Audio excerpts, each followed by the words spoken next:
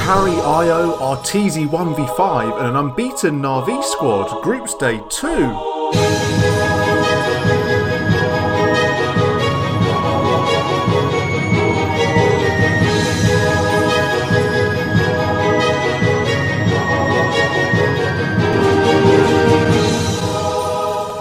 Yes, welcome to New Meta Podcast for another TI9 Daily. We've reached the conclusion of another incredible day of games over in Shanghai. Joining me to discuss all, our very own 6K Immortal God Gamer, Marco. How many of the games did you manage to catch? I've catched EG 2 of their games today. I saw some at the very start of the morning, then break, and then came back for VG.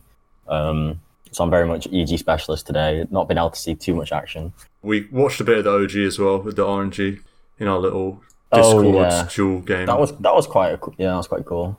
And more Alchemist on show, but yeah. Also joining us, the only man on the podcast that has any idea what he's talking about, according to one of our YouTube comments. Adam, how does it feel to know what you're talking about? Something me and Marco can only aspire to. It feels great. I don't know why that comment said that, but I'll take it. Maybe it's because I'm the only one without a British accent. Yeah. So he's got supreme British bias. That's very modest of you. There might be more truth in it. I don't know. I couldn't also, say. I just like how he said that y'all are 3K. Just half Marco's MMR. Yeah. Hey, I got Divine the other day, so legitimate podcast now. Yeah. There you go. 2 Divines and an Immortal. There's going to be thousands of people flocking in to listen now. There's no longer an ancient on the desk. Really dragging down the credibility of the pod. Like yesterday, quick rundown at the groups then. Secret remained atop of Group A with a quick 2-0 over Keen Gaming in the only series they had to play today. PSG LGD are second with 3 wins and 2 draws. Another good day for them. Mineski, against all the expectations, they're joint third with TNC. They have a score of 2 wins, 1 draw and 1 loss. TNC with 1 win, 3 draws and 1 loss. Alliance and Newbie find themselves just short of the upper bracket placements, both with a record of 1-2-1. Liquid struggles continue. They're 7th on 1-1-3, really not quite clicking with the new roster. Chaos and Keen bottom out the group. Keen are yet to win a series. They're battling just to avoid elimination. Looking over to Group B, OG, incredible day 2 for them with a trio of 2-0 wins. They're top of the group. Na'Vi of all teams are up next. They're joint with Vici for second. Na'Vi yet to lose a series at this TI. Absolutely unbelievable for the CIS qualifier team. EG recover after they lost their first series of the day. They smashed RNG and Vici to claim 4th spot. And Infamous and Fnatic are joined by a bitterly disappointing VP in the 5th, 6th and 7th spots respectively. And that leaves just NIP and RNG, who are both 0-1-3, as they are desperately in need of wins if they want to ever see a main stage match. And that's how it stands at the end of day 2. Adam, we'll start with the first few games that obviously you over in NA were able to catch before you had to catch some Zeds. I presume you watched OG versus EG was the game you chose out of those. How was that for you? I say with trepidation, because I know you're probably less than pleased with that result. Well, I have the big monitor, so I have 2 streams up. Right. So I had EG OG, and then I had Fnatic NIP up. So when the EG OG games were going poorly, I could just turn my attention to something else. Yeah. EG looked pretty bad in versus OG, to be honest. But without knowing how they would, recover later, it's like, oh gosh, are they just not going to ever figure it out this tournament? But then after, hindsight, it's like, okay, OG might actually be one of the strongest teams of the tournament, and EG has kind of figured it out later. Yeah, they've found their mojo in the later games. Marco, I don't know how much of EG OG you saw. I actually, when I woke up this morning, I went spoiler-free to watch it. So I actually saw both of those games as well. First game was a bit stompy. OG get this Alchemist and get Chen No-Tail, and it really did just feel like this is absolute comfort zone. They've got Ana on Alchemist. That's like his bread and butter. Obviously, no tell Chen too. And even in game 2, EG put up a much better fight. I thought RTZ had his moments on Sven, getting some nice 2-man stuns into like fears on Crit Willow and all the rest of it. But again, just Mag Jug is another OG classic combo. So it felt they were comfortable playing from behind, even though when they were. That's sort of what I thought, that when I watched the game, that EG sort of let OG play in their comfort zone a lot. I don't know, like I said, Marco, how much of the game you caught, but I don't know what your thoughts were watching those games, or EG in general. I saw game 1, which is this classic Alchemist story of many games so far where classic things happen where you don't shut down the game hard enough, fast enough. And like you say, OG with comfort picks like Chen, Notel, Anna, obviously Monster, Alk, Jerax is Grimstroke, and they got Sand King, Seb. They can make, and the Tops and Ember, they can make a lot of space for Alk. They can make so much. Those 4 heroes themselves can do so much work, and then the game was just, it was always just too balanced, and EG were never able to crack the shell enough. And then it gets to the point 20 minutes in where, okay, Alk's now got Rady and nearly is, 20 minutes in, he gets Rady, BKB, Blink, and it's like, okay, now this guy's a monster. EG don't have any, don't even OD, can't really get much farm. RTZ had to go BKB first, so he's not really got damage, and before you know it, you're just getting steamrolled 25, 30 minutes. It was just another weird one where they did actually get favorable lane matchup where Gyro was against the Alk, and then at level 4, Alk had to leave and go jungle. And then EG had the wards on the like relevant camps. They like knew all the Alk's farming patterns. They didn't get dewarded, but they just couldn't go get them. So it really didn't matter. Seb was on his Sand King and he got a 10-minute blink, and the choice of getting a blink first is really, I think he played really well and really smart decision making, because with the blink, then all his job is to do is from minute 10 to minute 20, cause distraction, cause space, give protection to the Alk, so that you get to this 20-minute point where the game's not against you and it's in balance. And then if you've got the Alk, you're obviously favored. And I think Seb played really well this game. Yeah. Kyle particularly always talks about Seb's itemization as winning OG TI last year, among other things, of course. Also, Topson on Ember. I feel like as Ember Spirit players go, Topson's very much like a space-creating Ember rather than a carry Ember. So it's the dream situation for him to have Anna just AFK farming in the jungle behind him as he's flying about, making very aggressive map movements to pull away heroes from their own jungle. So it was just comfortably executed Alk strat after they got past that initial stage that Adam was describing when they were sort of pushed out of their own jungle. Yeah, I didn't see game 2, but it's sad to see that EG then ban Chen and Alchemist, i.e. they've just lost to these 2 heroes. We know they're very strong heroes for OG, but still can't pull a win through. I didn't see game 2, but... The second game was just... I wouldn't say it was... I mean, it gets to a point in the game where how are you going to deal with Grimstroke, Earthshaker, Magnus? Team fighting. As Bane, Dark Willow, Abaddon. As your 3-5 versus their 3-5. No, definitely. ABBA 3 is... at least in this game, was not particularly convincing. It just feels quite hard to really have a big effect when you're playing against a Jug that you're not tanky against an empowered Jug. There's plenty of points in the game where S4 would kind of frontline, but his hero is just not tanky enough to frontline, and he gets his ult pops almost straight away. And then you can't get to the backline. You're in Abaddon. You can't stop Mag from just sitting behind a solar-crested, empowered Jug, just giving him power, waiting to RP if a big fight happens.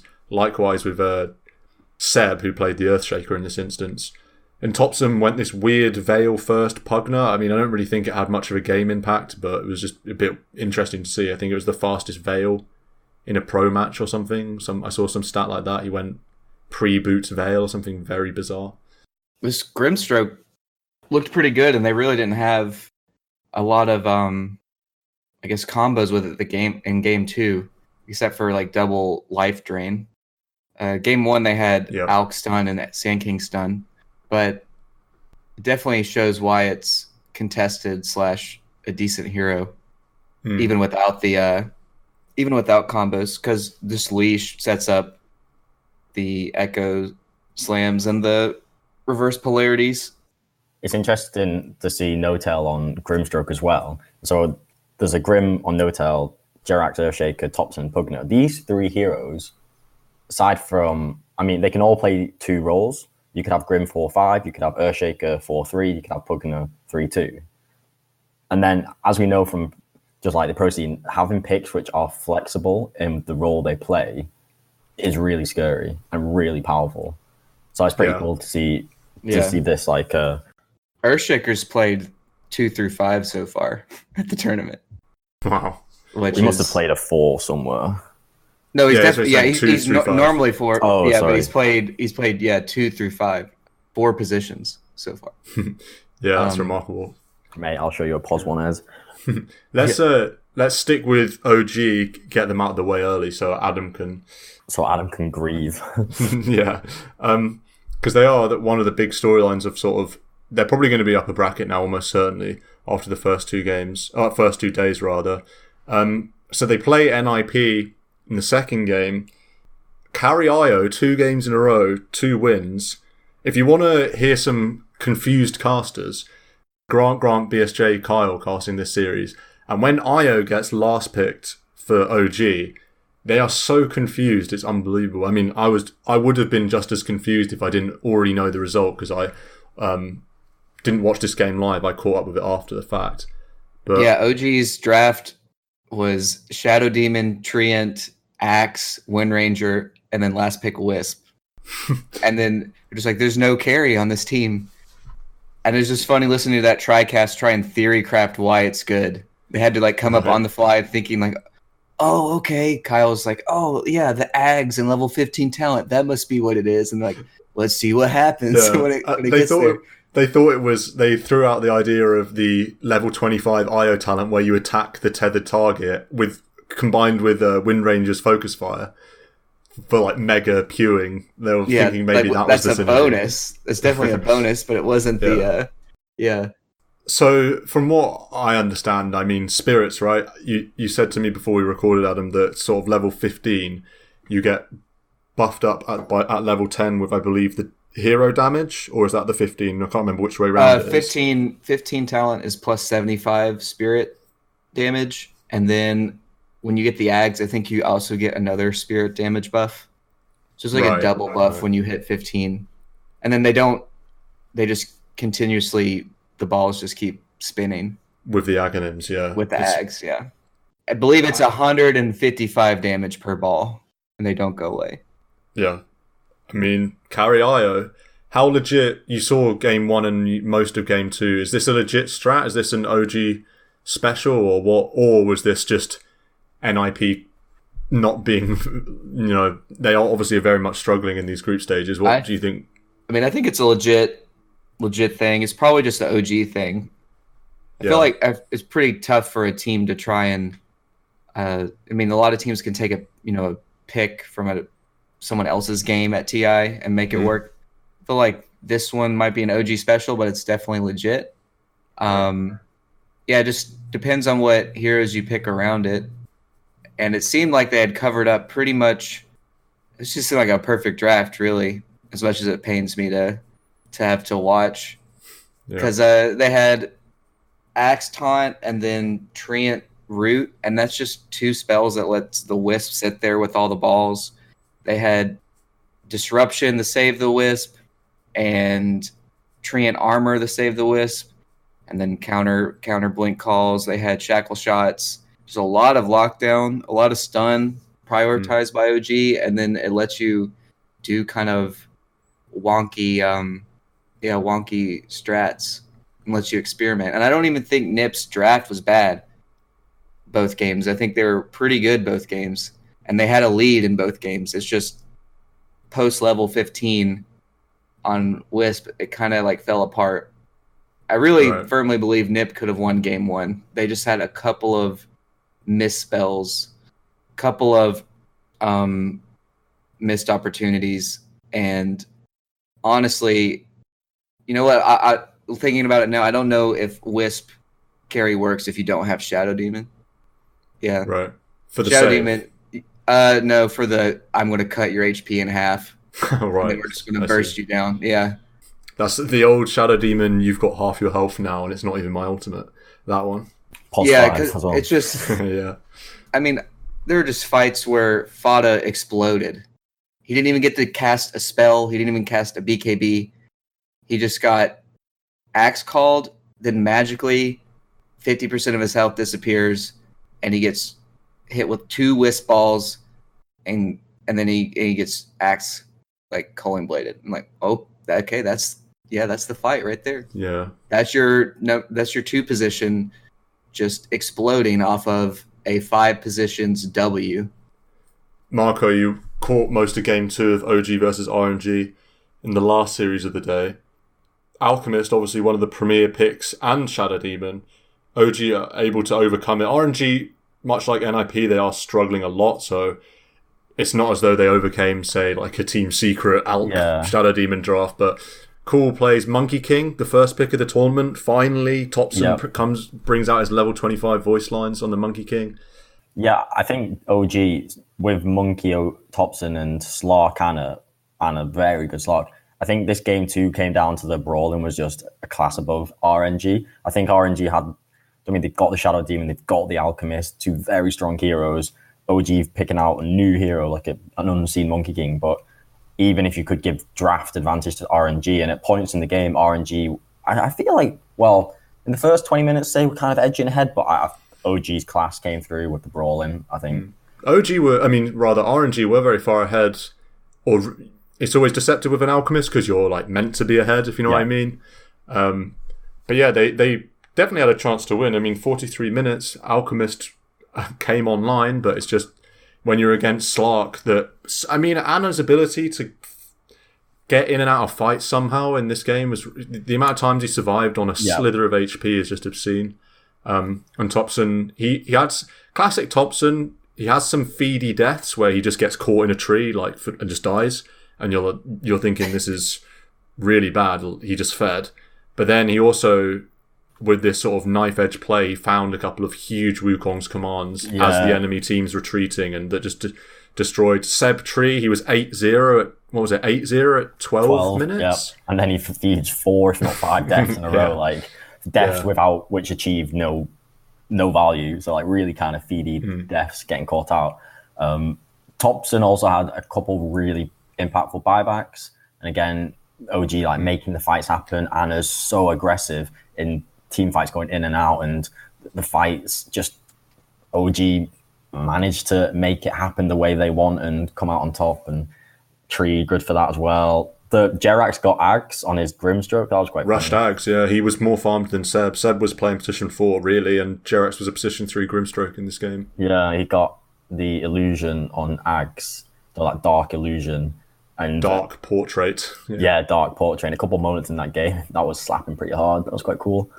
You double dark portrait, and so you have an alchemist with radiance and chemical rage that deals 150% damage and is magic immune against a lineup that has basically no physical in RNG. It was a cool idea. It did a lot of work. Yeah, very interesting. I'll finish off the OG talking about game 1, which is quite boring, honestly. Just a complete stomp, really. Spectre, complete free farm, and you don't want to give Anna Spectre free farm. He got a 6.5 minute Midas. That was pretty much a free game. RNG tried to play a Medusa, and it just OG were just a bit too fast. They picked a nice Batrider game, which surprisingly wasn't picked yesterday. Batrider, and today suddenly a plethora of picks. I think at least 4 games of Bat today. So that's interesting. Nip definitely played it against OG game 1. Yeah, it might even be more than 4. Bat. I'm not sure. That was pretty cool. It completely shut down the Treant because he went Firefly level 1 and killed all the trees. So Treant was just like, I've already skilled natures, guys. What am I supposed to do?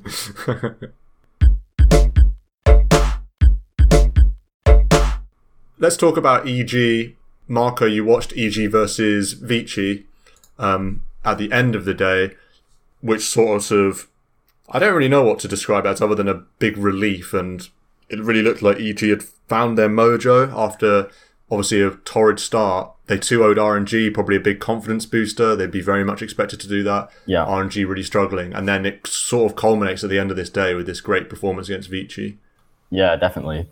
To do the RNG first, that definitely is an easier game. Game one, they smashed it. They smashed the lanes. They had a crit Lesh, Sumail, Kunkka, Lifestealer, Artor. They win all the lanes basically, and they were knocking at tier 3s at, I think it was 22 minutes, but they got a bit ahead of themselves. They didn't respect the Chinese classic high ground holds, and RNG had this Void Pos 1 who gets a big chrono, BKB reveal, slapping people, lose a few of them, and it takes them another 22 minutes to eventually win that game, but it was always in their favor, and they did finish out strong, so it was pretty straightforward. And the second that game had a sick ABBA Ags. Oh, that was the ABBA one. Yeah, that was from S4, and I think it was Trent talking about how trash the Ags is unless it's the perfect game. And he's like, this is actually the perfect game because Chronosphere happens. All S4 has to do is press his ult. Doesn't even matter if he's in the bubble, he can still activate it, and then he just heals whoever is getting gone on the chrono. And then his ult lasted for a really long time, and then Quap jumps in, Sonic waves the whole team, and none of them took any damage because they all got healed back up. Yeah, I think that game was a really interesting one for the itemization because EG, after failing this initial high ground push, because the Void had a Bloodlust on him as well, and so he's hitting real hard, and that was always the big threat of the chrono. But then eventually 20 minutes later we're getting all these items. The Abaddon Ags, there was one team fight basically where it was put to work massively. And then also crit, in my eyes, he got a slide Greaves and a couple braces. And what hero? On Lesh. And it was honestly like the tipping point to me of EG just needed to survive chrono. They have a Quap with big AoE spells, a chrono, massive spell.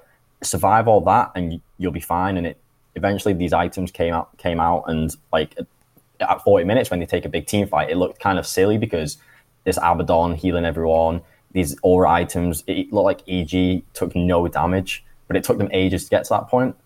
So it was kind of weird to see, but really successful, and I think just smart itemization really, which is obviously very, very, very important.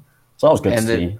The two, Void has looked scary in both of the games I saw him yesterday, but he lost both games. So don't know what to make of that. We'll talk about PSG LGD later, but they also had a Giga farmed Void that did not work out. Right. I mean, game 2 of EG RNG, more stompy, right? Anti-Mage that just failed. I saw the end of that one. Yeah. Never really came online. The what is it? Setsu, Ember mid on RNG kind of failed as well. He was against Ember. He was against a TA Sumail, and Sumail just got uber fat. Uber fat. Yeah. He didn't. He eventually crushed him. Maybe in the first few minutes didn't, but then he had like a K gold ahead of him eventually. How did they deal with AM that game? Just Sand King stun into Arrow stun? They got a fast blink on S4, so I think S4's first item was blink, and I think it's like the Seb comment, gets it around 10-11 minutes, instantly smoked with Potem crit and ET fly, 3-man smoke gank, found kill. Also, this game was the classic RTZ gyro. So Stan might have said that gyro doesn't feel as tempo, but to me, gyro is a tempo carry in the sense that he's aggressive and needs to get involved with his massive magic damage. And then I'll add it onto that. I think RTZ is the ultimate tempo gyro player in this game. From like minute 8, 12, just always TP rotations into big fights. RTZ boomed it on this gyro. And meanwhile, I guess you could say Sumail on the TA took a bit more farmy role, and then it just came together. 30-minute GG. Yeah, from what I saw, you ask how they deal with this Monet anti-mage. The anti-mage couldn't even man up against Gyro or Sumail. They're just too far ahead. Gyro, for example, RTZ on the gyrocopter at 30 minutes, he has drums, phase, BKB, Ags, butterfly, and Sumail has, Deso, BKB, blink, Daedalus. Meanwhile, Monet's just got Battle Fury, Manta, and butterfly. So they were just too far ahead. Yeah, they played too well. And like Marco said, 11-2 on Gyro. So Gyro's sick hybrid damage. It's like you said you can't jump on top of him if you're like equal footing on net worth, because he's got rocket barrage and ags, so he's like double attacking you plus rocket barraging you. Yeah, and it's really tough. AoE physical with the whatever it's called, flak, and AoE magic with cooldown. I mean, cooldown's a bit of a average ultimate, but AoE nonetheless. I just know they didn't really have like the hardest of lockdown for an AM, but it's if you just get ahead, he has to be 4 or 5 slotted to be able even to like jump in and do anything. So yeah, I think EG smashed the draft as well. Like RNG had a pos 4 Doc and a Tide, and they're playing in a game where they need to play with 4 heroes making space and getting stuff done for the anti-mage to farm. Those heroes to me don't really do that. An ogre as well. It's not really Tide. Yeah, Tide is not a hero that has been having success as like your only, if you pick it early or if it's your only team fighty thing, does not looked strong. No. And then on the other hand, EG, they ran, and it's a very common duo. Well, I think it's been a common duo of Sand King Potem, stun, also backed up with Fly, getting an Astral and Stomp to make those arrow combos work, and it was just super potent, little kill squad. Let's round out EG talk with the series against Vici. I caught both of these games, watched them with Marco in our little Discord hideout. I mean, this was a lot harder than the series against RNG, but EG felt like they played even better. RTZ's played a third hero. Is that what just happened in game 1? We were so excited when they picked Morph for him. I was genuinely like, Morph, Pog, we're chatting with each other like should be exciting. Cool to see some cool strat.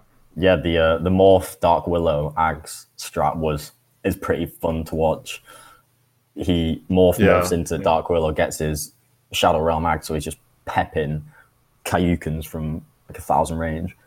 The range is the best part about it. It's a buff, right? So, like you said, he could flip back to Morphling, and he could just like do really long range Shadow Realm autos from the Morphling. Yeah. See, I forgot that I was just thinking of as like, oh yeah, he's an Ags. He can morph from the allies now. I forgot like he gets Ags buffs on the Q through E spells of the person he morphs into. So yeah, that's actually really so he gets the crazy high attack speed with the ramping up damage. The whole and the thing. Range and the range. Yeah. So they were sieging high ground from like their own not their own, but they were sieging the high ground tier 3. From where the tier 2 was with the range on RTZ. It was ridiculous. EG got to play Sand King, Willow, Flat, and Elder Titan, so the 3, 4, 5 heroes are very comfort and strong, and that definitely helped. I think maybe that could be a concern for future games if they don't have the 3, 4, 5 positions on the most comfort, high impact positions. Like a Sand King S4 to me is just infinitely better than Abaddon 3. Definitely. Crit. I would much rather see them. So at the moment they've been playing really consistent cores and mixing up the supports. I prefer if they just stuck to some really comfort 6 supports and then swap around RTZ and Sumail, let them play the flavor, let them like pick at the end of the draft like a counter pick or something. Yeah. That's what it felt more like that this game. I think Chris Willow was massive this game. He's so good on this hero to crowd control. Not many other players can play Willow as well as him, which is really good to have at TR. Like, you want to have heroes where they're kind of unique to your team and it gives you an extra ban if you like. Whereas someone like an Elder Titan is going to be contested every game. So yes, Fly is really strong in it, but so is every other team. Same with Sand King on S4. Yeah, that's definitely true. And game 1, Vici run the Magnus Troll with the Ogre, so they're just mega Troll Warlord steroids. And in game 2, so they're 4 heroes before they final pick on 22. They had a Warlock, a Tusk, a Centaur, and a Sven. And particularly given they had a Sven, this hard farming Sven, we're thinking, surely they're not going to pick an Ori Snorri Medusa. Surely not. But lo and behold, it comes out last pick. They have a Sven and a Dusa. I mean, if there's any team that can do it, it's Vici Gaming. But in the end, EG looked very slick. I think overall they had crit on Earth Spirit, another classic crit hero, and they were able to come through. RTZ Lifestealer. Okay, that one. Everyone has to go watch the 1v5 Rampage. Watch the Rampage. It's his best Rampage.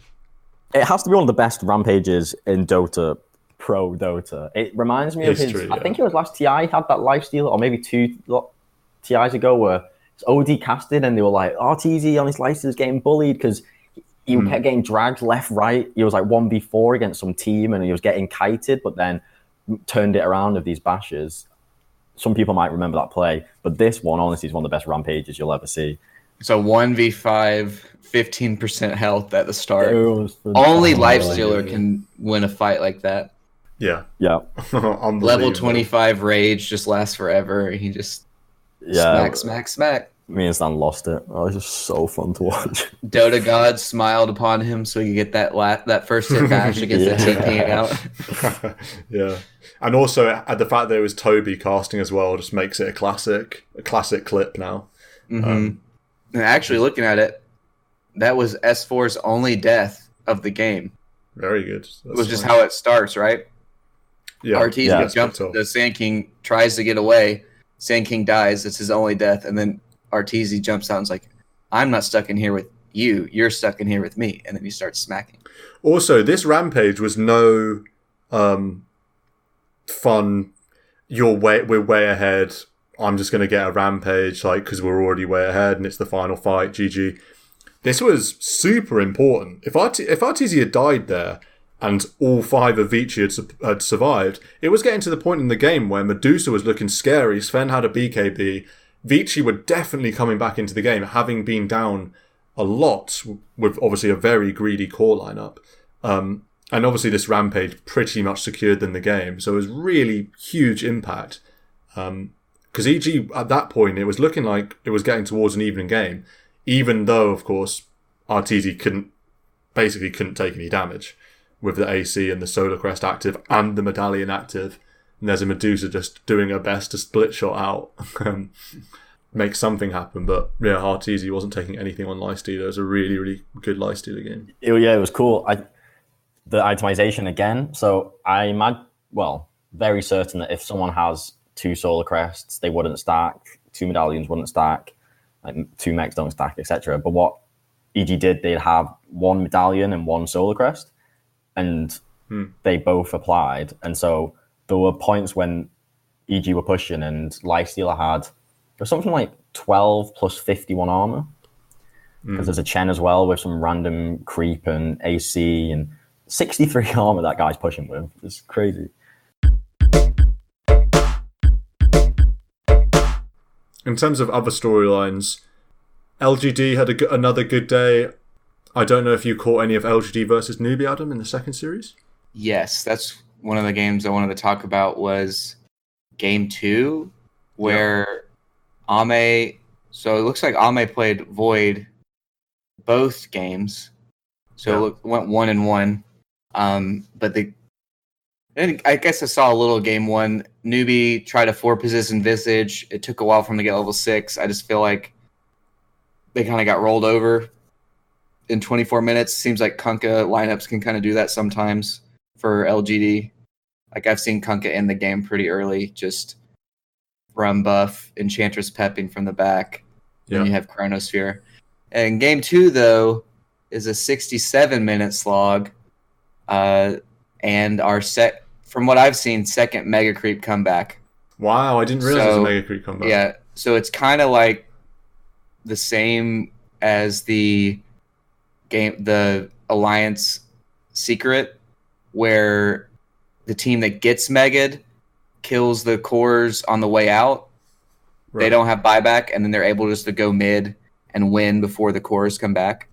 And it seems like that's your best opportunity to win when you get Mega'd. Yeah, so it was like a Yawar played Sven, CCNC on Gyro, and then we had another 4-position Invoker, MSS. Yikes. And then Ame was Void. And So it seems to be you go the level 25% backtrack. That seems to be standard now instead of the Chronosphere AoE. Okay. And it went super late, so he actually didn't buy an Ags. He waited until like 3rd or 4th Roche and got the Ags upgrade. And I thought it was really cool how they played around having a longer Chronosphere cooldown. Right. And then maybe was on less track, so it was a ton of damage. And they just kind of, I don't know, Newbie like held really well. 3-position Ogre on Snake King. He had a Hex, so he's like multicasting Hex. Then he had like a Refresher Shard, so he could refresh Hex again and lock down people for a really long time. And the 4-position Invoker, once it got to that late game, really shined through because Chrono would happen, and then he would just cast Cataclysm. And that's kind of what ended up happening was they were, trying to get Megas, try to finish the game. Maybe Leshrac, level 25, big Diabolic Edicts, just standing on the high ground. And Newbie, like, goes on Leshrac, maybe gets him to half health. Ame feels like he has to come in Chrono to save him. He comes in Chronos to counter-initiate, but then maybe he's, like, stuck in the Chrono. So then Cataclysm comes and just blows him up. It's just like, ooh, feels bad. And, then they had the buyback on maybe. He comes back in, and he tries to do like a solo. He goes solo to kill a range Rex, and he uses Diabolic Edict, BKB, then Refresher Shard, then Diabolic Edict again, and BKB, and he gets out. But then it's like, okay, now your BKBs are on cooldown. Yeah, they have Megas, but you're against Gyro, Sven, and Invoker. Well, is it like Gyro would be Alacrity and Bloodlusted, and he would just do like, giga damage with an Axe. Like, it's just really hard. Like, they just basically they just blew through mid and just took the tier 3s, tier 4s, and just took the base. MSS has been impressive in the games that I've seen from Newbie. 4-position Invoker going late game and holding your own in a 67-minute game, buying Refresher Orb and all that. That's pretty cool to see from a position 4. Yeah, that EMP was really big. There was this whole bottom thing where Ame chronoed maybe. Like, it's all started out where the Void got EMP'd, so then he had to TP back to get mana, and then he had the bots back in just to have mana, and it was like a really cool thing to do. That, like, how do you play around Chrono? Just make sure he doesn't have mana. And then Ame had like 9k gold just like sitting on him. He didn't buy Refresher, and I think commentators are saying like that's probably what lost. I mean, he already had Moonshard buff. He had Ags buff. He's just sitting on 9k. And it's like, probably need to buy that Refresher so y'all can... In the other series that Newbie played, they had another 1-1 draw, this time against TNC. I caught a bit of both games. It was one of those where in the downtime of the game that I was watching, Liquid versus LGD, I caught a bunch of TNC versus Newbie. Game 1 was a funny game. It was actually the slowest game that I've seen in quite a long time. It was something like 8 kills to 8, sort of 25 minutes in, something like that.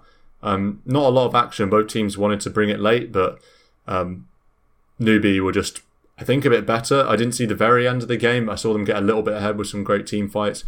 Game 2, TNC sort of ran away with it a bit. Armel played a mid-laner, and CCNC didn't have his best Ember in his performance in the lane, and kind of got bullied pretty hard by the laner, which is already obviously a great matchup for laner pre-6. And the Empowered Jug never really got online. They just were a little bit too far behind to make it work in the end, and they ended up splitting that series. Newbie won with a Lifestealer. That's the first time I've seen somebody win with a Lifestealer that's not EG. Yeah. Right. Yeah. Newbie are in, although they're not top 4 at the moment, they're in a decent spot because they've played the hardest teams. They've played LGD, Secret, Liquid, TNC. Their 4 games they've got left is Alliance, Chaos, Keen, and Mineski. So Mineski are doing kind of surprisingly good, but the other 3 teams, Newbie, I think you'd put favorite. So certainly against Keen and Chaos. Yeah, they could easily snatch 4th place. Yeah, that's what I was going to say. Their first 3 series were Liquid, LGD, and Secret, right? And they came out of those match score 3-3. It's like, damn, that's really solid. Good. Like they would. I think if you offered them that before the TI started, they would take it. Oh, they bite your hand off, no doubt about it. Yeah. The big game of the 3rd series, or rather the 4th series, Liquid versus LGD. I caught these games. Game 1, they actually ran Weehaw on a drow mid, which was really interesting. And Mind Control played a Nature's Prophet, and it was looking good for them, actually. In fact, when I was taking notes, about 20 minutes into the game, I wrote, Mind Control Prophet still best in the world. That was my note. And then, as the game went on, he really got caught out way too much and fell off really hard. So I actually deleted that note in the end. So Mind Control, not best Prophet in the world. So Drow 0-2 so far. Yeah. And it was an interesting game from LGD. It could have been Vici for all I knew, because they had a gyrocopter, Naga, and this was no RTZ tempo gyro. Somnus wasn't turning up to fight. He was like hard farming in the jungle while Naga was getting involved, around the 20-minute mark, something it's usually the other way around, especially with the Naga's almost always going to be the top farm priority. And in the end, Arme did have more farm than the gyro, but there was plenty of times where they'd bring Naga, they play around Naga in the mid game rather than gyro, which I thought was interesting. It didn't really work because Naga's not a great tempo hero, so Liquid did get out to a good lead, and Drow Ranger still outputs an awful lot of damage during that BKB duration if you can stay a good enough distance away to proc your bonus damage. Game 2, Liquid run Miracle on an Alchemist. They have Weehaw on a Timbersaw mid against Kunkka, good matchup. And then basically around the Alchemist, they have an Ogre and an Omni Knight, a core Omni Knight. And I thought this lineup seemed amazing for Liquid. I was so sure they'd won the draft. And then wait 1 sec. You said it looks amazing, right? Do you want to know when I look at PSG's draft why I think it's not amazing? Yeah, sure. Shadow Demon. That's the one. That's true. Yeah. Very true. Yeah. That's against like Timber and Alk. Timber, Alk, Omni, Ogre. It's like, sorry. Yeah. Go ahead. I was just like, man, that is a really cool lineup. A lot of like beefy tanking is like, oh, you just cut everybody's health in half. Yeah, it's true. Omni Knight helps a bit though, right? What damage type is? It's pure. Oh, okay. It's just like HP removal, which isn't really a thing anymore. But yeah, just like off the top, percentage based. But you can you can heal back off of that. Yeah. On the face of it, a decent lineup for Liquid. Shadow Demon doing Shadow Demon things though, of course. But really, it came down to I was so impressed with LGD in this game. This game, after watching it, I really thought this team could go very far in this tournament. The way they took fights, the way they kite back and forth based on spells, cooldowns, based on buybacks, constantly adapting to the state of play, the scenario, to just overcome Liquid. And they looked head and shoulders better than Liquid in this particularly in this game too, but really in the whole series. I like Arme's lifestealer build. He's got Armlet Dezo by 18. Incredible performance from Arme on and it looks like he's got a lot of brawling. Yeah, which is necessary. Yeah, let's just I guess we'll just put the PSA out now. Radiance, Midas Radiance lifesteal, that's dead. Do not do that. Yeah, it's not dead. I've seen it a couple times. RTZ is doing the armlet thing though. Midas he gets armlet. Yeah, he's done Radi Armlet, Midas Radi Armlet. That's what I think he most commonly does. But yeah, when you're against an Alchemist in particular, to have an Armlet Dezo and Timber a little bit, but Alch in particular, Armlet Dezo is so much stronger than running it in with a Midas Radi. Yeah, you're just matching Radies, and it's like you just need to pound his HP down, and Dezo Armlet is going to do that fastest. Yeah, you gotta take advantage of the rage, letting you have not True Strike, but you don't have to worry about Radiance during that time. So you just need to like burst someone down during your rage. Yeah, he did so much work, more hero damage than the Alchemist in this game. Alme's lifestealer really, really scary. I do like heroes, honestly. Thanking and Kunkka, they've got great catch, great fight to go into an Alch lineup. Jakiro's really solid again with Sand King and Kunkka as well. Is that what you just said? Or did you say? I just highlighted Sand King Kunkka for. Oh, okay. Yeah. Jakiro's not like a really popular pick, but it definitely has a place right now, I think. Yeah. It's good against like the Timber, good against Leap, Mirana. You can always X and then Ice Path. I like looking at these Dota buff recaps of the player like series averages, and just to see how inflated all the GPMs are because of all the alks. Like right. Liquid got stomped and Miracle has 770 GPM average for the series. Rounding out Liquid's games today, they drew a series with Mineski. I caught game 2, in which Weehar played a TA that I believe just sort of was a bit unstoppable. Yeah, 16-1 on the TA. Miracle playing a Lesh, position 1 Lesh is interesting. I've seen it a few times. Not doing a ton of work, but obviously Weehar and TA is mainly going to carry you. I didn't see the other game, but Mineski managed to come out there. Mineski, bit of a sleeping giant, like we said. No real expectations coming to this TI, but now they'll very much be looking into that upper bracket, and that would be an incredible upset if they were to clinch a upper bracket berth in Group A. Pick Death Prophet both games. Yeah, they did, yeah. Maybe they like it. I haven't seen much Death Prophet really. Yeah, I haven't seen a bunch of it. But they did pick Legion Commander and they lost, but still Legion getting a couple spicy picks here and there. That's pretty cool. Secret, they're still looking unstoppable. They just had a quick outing against Keen. Not much to report here. They won with Alk in game 1. They won with Io Gyro in game 2. Mid 1 played a mid Beastmaster. That's pretty funky. Techies is still getting banned.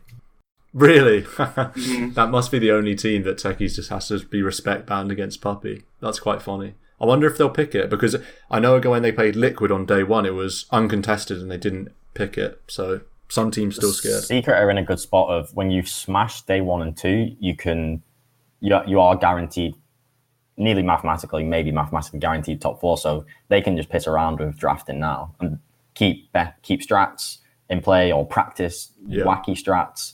So it's like a really the rich and probably still win.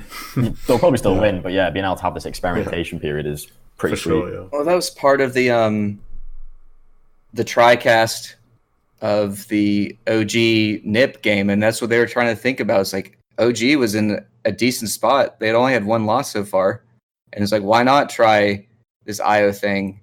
And if it wins, it's like what you said. They gotta think about it your opponents have to think about it for the rest of the tournament.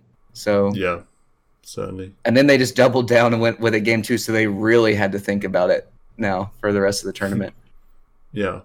Na'Vi, they won 2 series, 2-0ing VP, 2-0ing NIP. They drew the series with Infamous at the start of the day. Infamous, I famously said they were a punching bag yesterday, and I was wrong, because they pulled out some games today. They won 4 games. Yeah, they won 4 games. So forget what I said. Adam really is the only one that knows what he's talking about, because Infamous have come to play, it seems. But Na'Vi, they have...